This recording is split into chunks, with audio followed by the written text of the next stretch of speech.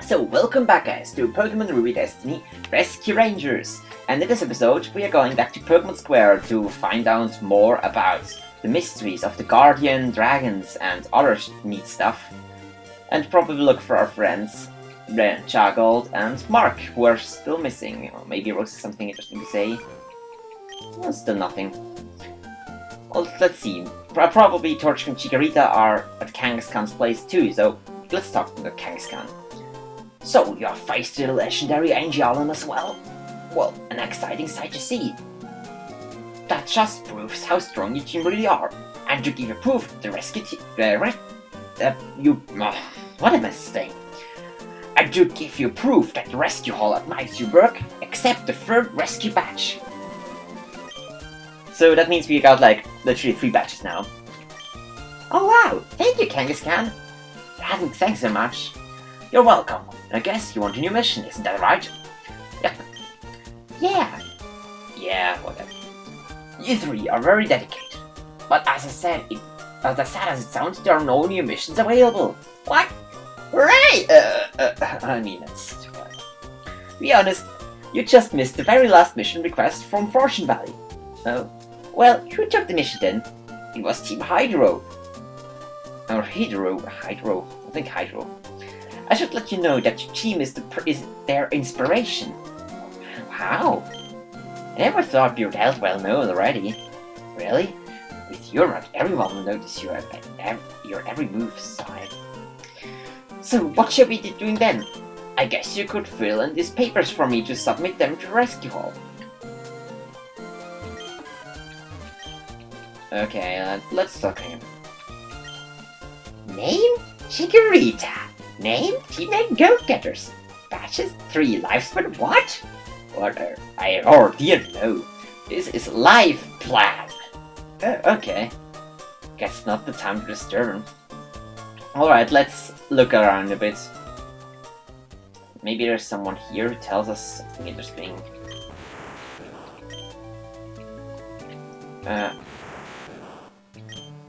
Final rescue badge. Okay, this will be a long time before I get there. Oh, there gotta be something.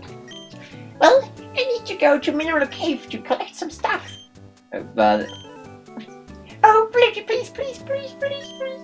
His eyes are sparkling. Okay, alright. Just stop looking at me with those eyes. Hooray, it worked! I'll go tell Chokorita, Torchic and Chikorita. Okay, I'll be waiting.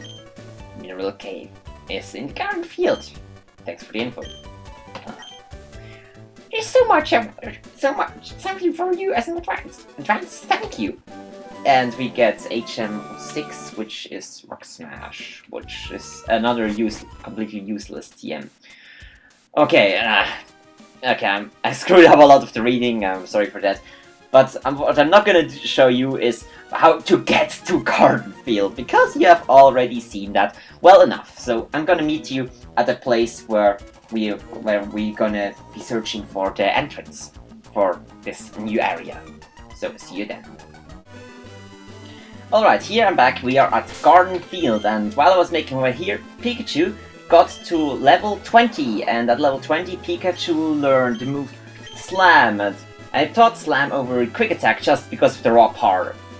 Usually, I don't really like Slam at all, because why bother having a move that has 80 base power and only 75% accuracy if you can get a move later in the game like Strength, or even in the first generation you even got Body Slam, which was more powerful, more accurate, and had a chance to paralyze. So why would you ever teach Slam to Pokemon? It's one of the most pointless moves I know in the game. And like this insultingly pointless. That's what I mean. Like with, let's say, I think it's called something like Splash and stuff. Yeah, well, it's a gimmick. Yeah, and you can immediately tell that it's a gimmick. But with Slam, I really don't get why does this move need to have only 75% accuracy? This doesn't make sense at all. So maybe Sancho has something just to say. Okay, still nothing interesting, so let's make our way further down and get some more experience along the way. Like, I wish I could learn to more Pidgeotto. They give a little bit amount of experience, but sadly enough, that's not the case. Oh well, I'm gonna deal with it somehow. Okay, I think we go down here and then probably to the right sometimes, but maybe once I reach the beach, then that's the place where we last left off in Garden Field, like when the place we fought the Aerodactyl. And usually you have to go back to a place you were before, and then you can continue on. So that's my guess. We'll see.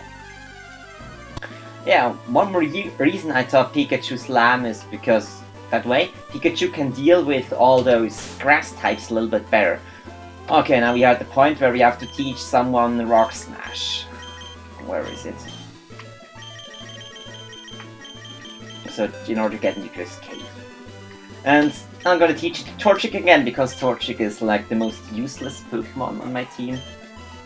And I think Sand Attack's gotta go. I don't want to rely on hacks anyways. Well, if I have it, I might as well go for it, but usually I don't try relying on things like that. Torchic will never have a move slot problem because it won't have any good moves. So here we are at Mineral Cave. I guess an eerie place. Let's see, is there something up here? Oh, I'm gonna check out this place first. Skypath, okay, that's not the place where I have to go. Because I don't have Surf. Or, I do have Surf, but it doesn't work. It only works at this specific place. Alright, let's use Pikachu's Flash again in order to make it a little bit more manageable to maneuver here. I really like this music in this place. It's that eerie. It's like it feels like something is around the corner just waiting to get you. Now, at least that's how I interpret this song. Maybe you have some different ideas. And now we fight some more Aaron, or well, I think I had this problem in 2 episodes ago, the Crystal Path episode. Why does this? What was the first one, like minimum damage? Or Iron defense doesn't boost special defense, so it shouldn't take that much less. Maybe the first one was absolute max damage. Okay, Pikachu is gonna get steamrolled if I don't switch him out from the front of the party. I probably go on to Steve again, because he can deal with all the Pokemon. He can also deal with the Zubats, which I'm pretty sure will eventually pop up here. Because yeah, it's a cave, and what's a cave without Zubats? Oh, a Graveler. That's a lot of experience. And Steve also knows Surf, so with Surf in our bag, we should be able to handle stuff.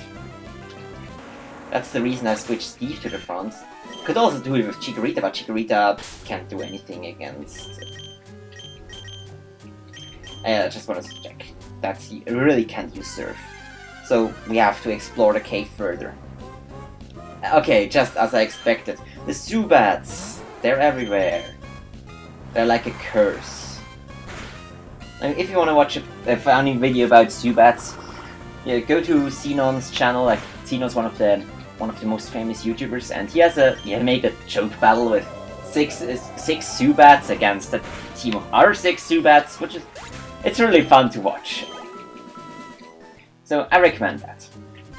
So probably most people who watch this video might have already heard of him, but still, a little bit of promotion is never bad. And if there are just Zubats in this cave, I'm gonna start cutting them out again. And if it's a Graveler or a Aaron, I can just one-shot it, so it's not a problem. But the Zubats, they're annoying. I think at level 17 they also know Bite, so they can at least do a little bit more damage against my Pokemon. Okay, here's a healing point. Let's look up here first. Oh, it's a TM. The TM 42 Facade. Facade is, yeah, it's a good move on a Pokemon that we might eventually be able to get, but on none of our current team members it is useful. Yeah, because why should you teach Facade if you can? We might as well teach Return to something that's a lot more powerful. A Facade has a very good use on some Pokemon who can abuse like status effects, like inducing themselves with status effects. I mean, if you use a Flame or Poison Orb and then use Facade for 140 base power every turn, and then eventually boost by Guts or Quick Feet or something else that will increase your stats further, it's a really good move from that, but other than that, you might as well just go with Return. Or Frustration if you're playing on simulators. That's the reason I hate Zubats. But on the other side, Dratini, Steve here, learned a new move at level 22, Dragon Rage, which deals 40 damage every time, which is extremely good and early in the game. Not so much late game, but early game is like the most broken move you can think of. Like most Pokemon at level around 15 have less than 80 HP, so you can always 2-hit KO every Pokemon with Dragon Rage. Like I said, there's this one version of Pokemon Blue called Pokemon Blue Kaizo. I can push this. And Pokemon Blue Kaizo, there are a lot of Pokemon of other trainers up till the second gym who have Dragon Rage, and Dragon Rage 2-hit KOs every Pokemon, so let's demonstrate it. I think it should be able to one-shot the Zubat at level 14. Maybe if it has good HP, IVs it might survive, but usually it doesn't. Okay, just back to Dragon Rage, like, if you until the second gym, you most likely will not have 80 HP. So if there is a Pokemon who has Dragon Rage, it's going to 2-hit KO your Pokemon, no matter what you do. You cannot use stat boosting, you cannot use evasion, okay, evasion works, but other than that there is no way to protect yourself from the Dragon Rage. This is extremely hard, especially on this, like the Brock in this game has like a Aerodactyl that uses Dragon Rage. And yeah, Aerodactyl with Dragon Rage is like, it's so fast. I think even if your start is at level 20, you will not outspeed this Aerodactyl, even though it is like then 5 or 6 levels behind. But still, you cannot outspeed it, and it's going to 2-hit KO. It's going to 2-hit KO you with Dragon Rage, no matter what you do. So it's extremely unfair. Well, really, you probably need to have a whole arsenal of Pokemon just to beat this one Pokemon. I never tried it myself, but I've seen videos of it, and it's the hell. Okay, I think this is just like a really boring path on our way. Oh, it's a Cyndaquil, my favorite starter of all time. Unfortunately, I have to knock the Cyndaquil out now, but yeah, still, Cyndaquil, all-time favorite starter. It was my first starter ever, and there's not been a single starter that could trump him back then. It's not so much because of Cyndaquil, it's more because of Typhlosion. There are some others who came pretty close. I think like Trico is really cool, and Infernape is also really cool. Also, I mean, Chimchar. Chimchar is not cool, but Infernape is great. Blaziken is also good. And I also really like Snivy and its evolutions, but all the other starters don't even come close to the ones that I listed above, and especially not Cyndaquil. Cyndaquil will always have a special place in my heart. Okay, this probably sounded more like a poem, how much I love Cyndaquil, but let's get back to Ruby Destiny Rescue Rangers with more Zubats, which I'm gonna cut out again because I have nothing to say anymore. Okay, I'm gonna show this Cyndaquil. It's 1-hit KO'd by Surf, so it doesn't take any time at all to show this. Oh, and Steve is so good at this game for now, because of Surf, 1-hit KOing all the fire and rock types that are thrown in our way. Oh, more Cyndaquils! Wow. At least I get to see cute Pokemon. That makes it a little bit more enjoyable. Okay, there's a healing stone ahead, which I'll desperately need. Because Steve is almost out at half HP, and his Surf PP are getting pretty low too. Screw you, Zubats. Maybe I can 1-hit KO him with Dragon Rage. Some Zubats have really bad IVs, so Okay, this one apparently has. Usually say most of Pokemon who don't have exceptional HP IV base stats, I mean not IVs, they should have 40 HP at level 50. There's some Pokemon who are lower, there's some Pokemon who are higher, and the variation is pretty big. So a Zubat at level 15 might have like 42 HP, or it can only have 37. Okay, here we get the leftovers, which is like the best item in the game, or one of the best items. And then I'm gonna give it to Steve, because no one else can really profit from it right now.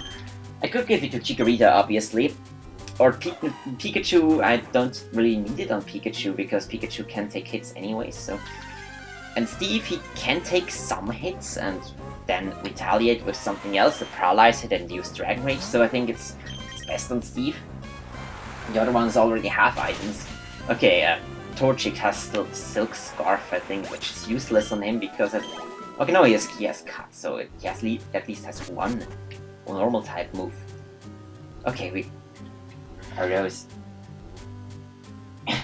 Absol, I thought you said Caterpie will come here all by himself. What do you want with Caterpie this time? I guess they'll rescue him again to be popular. Not quite. We're here to ambush him.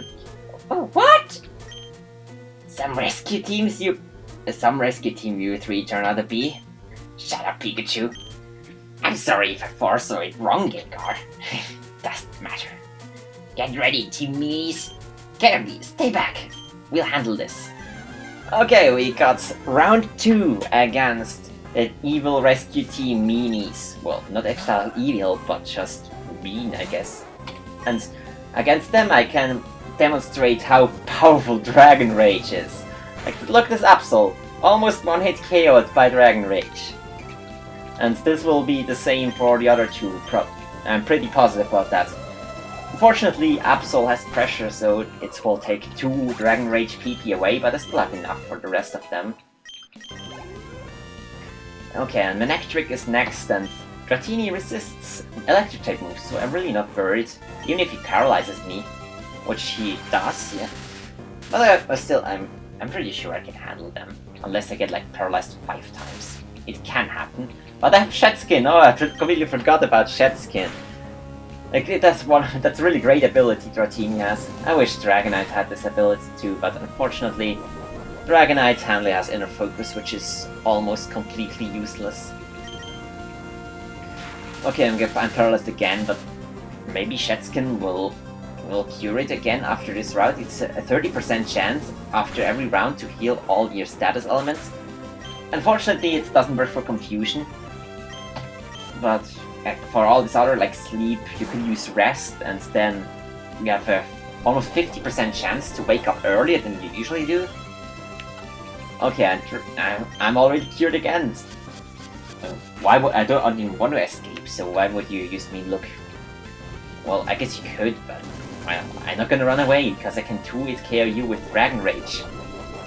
Here you also see the leftovers being useful. In 3 rounds, I completely healed off all the damage from the quick attack.